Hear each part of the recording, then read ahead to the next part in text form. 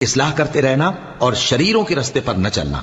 और जब मूसा हमारे मुकर्रर किए हुए वक्त पर कोहे तूर पर पहुंचे और उनके परवरदिगार ने उनसे कलाम किया तो कहने लगे कि ऐ परवरदिगार, मुझे अपना जलवा दिखा कि मैं तेरा दीदार करूं। फरमाया कि तुम मुझे हरगिज ना देख सकोगे, हाँ पहाड़ की तरफ देखते रहो, अगर ये अपनी जगह पर कायम रहा तो तुम मुझको देख सकोगे। फिर जब उनके परवरदिगार ने पहाड़ पर तजल्ली की तो उसको रेजा रेजा कर दिया और मूसा बेहोश होकर गिर पड़े।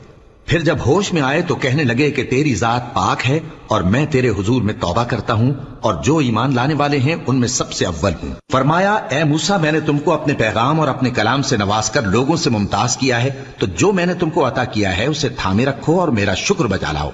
और हमने तौरात की तख्तियों में उनके लिए हर किस्म की नसीहत और हर चीज की तफसील लिख दी।